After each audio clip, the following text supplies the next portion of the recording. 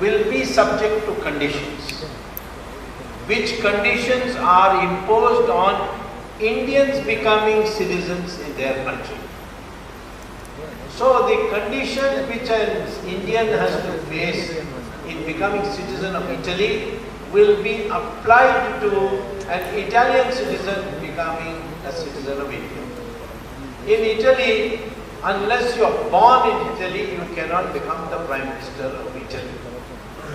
And therefore, it applies to her that she is not born in India, therefore she cannot be Prime Minister of India.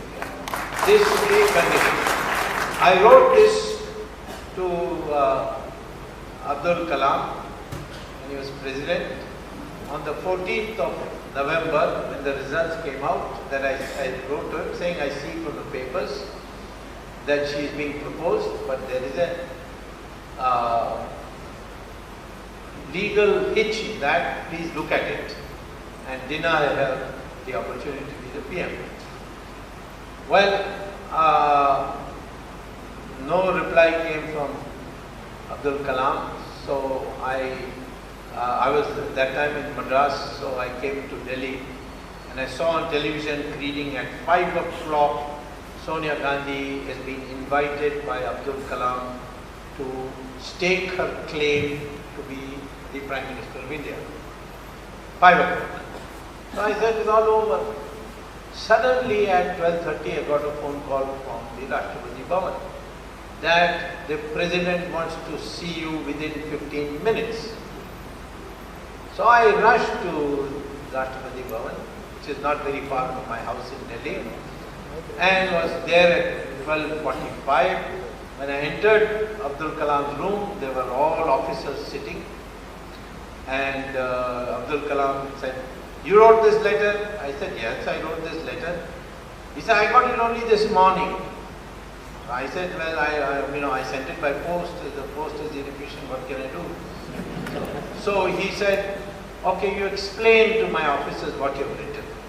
So I explained what I have just explained to you. Then he asked the officers, "Do you have any questions?" One of them said, "What about the constitutionality of this section?" I gave them 2 judgments where it has been gone into, not the case of Italians, but it was the case of other countries. And so they are all satisfied. So I asked him, now I can go, but tell me what you're going to do. He said, I'm taking your matter very seriously and I'll let you know. But I said, you already announced that 5 o'clock she is coming to stake her claim. So he said to me in Tamil, "Adu 5 mani dane, enna kavala, 1 mani dhaan." So I came back. At 3:30, Kalam wrote a letter, which is presently untraceable, but one day we'll get hold of it. This was sent by hand to Sonia Gandhi.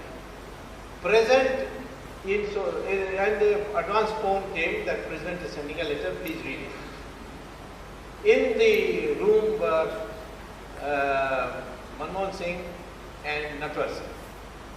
And then Sonia Gandhi opened the letter, and according to one of them, I won't tell you which one, she burst into tears. So then the other 2 read the letter. It was written that I have invited you at 5 o'clock. But since then I have received a complaint from Mr. Dr. Subramanian Swamy, former Commerce Minister, blah blah.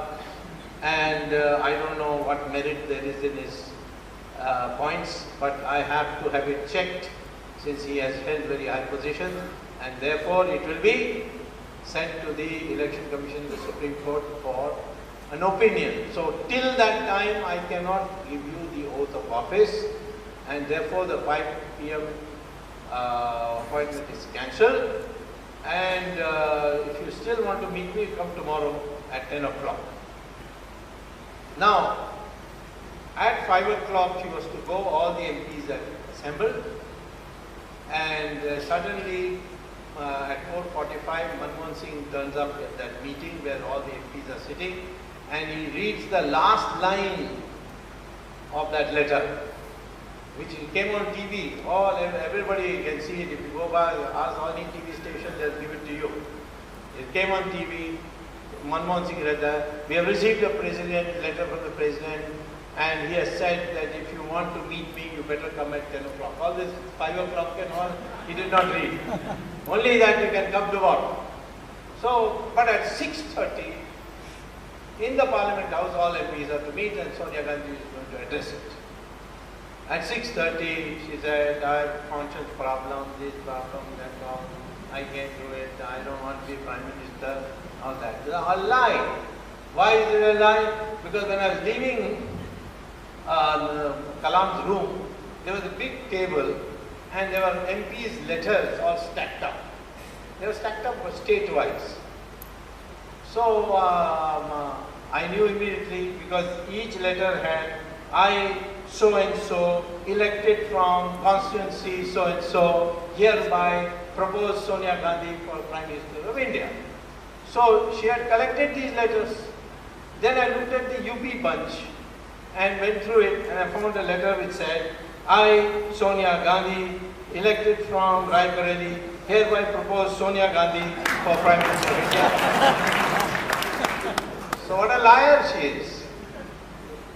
She had proposed her own name.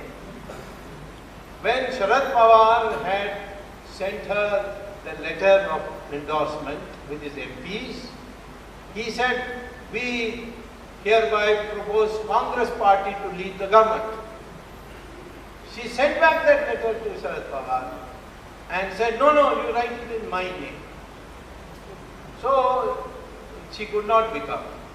Now, problem with Rahul Gandhi is, so the main problem with him is cocaine, but and before coming to every press conference, he takes a dose in the house of Jindal. So, and that's why he comes and says, tear it up on cabinet. How can anybody tear up cabinet? So that's the influence of cocaine. Now, he had to leave Harvard also because of cocaine. So anyway, when he was born in 1970, 1 June or something like that, at that time Sonia Gandhi was still Italian citizen. She became Indian citizen when? 1983. 1970 she was Italian citizen. Italian law is that wherever a person is born of an Italian mother, you are automatically an Italian citizen.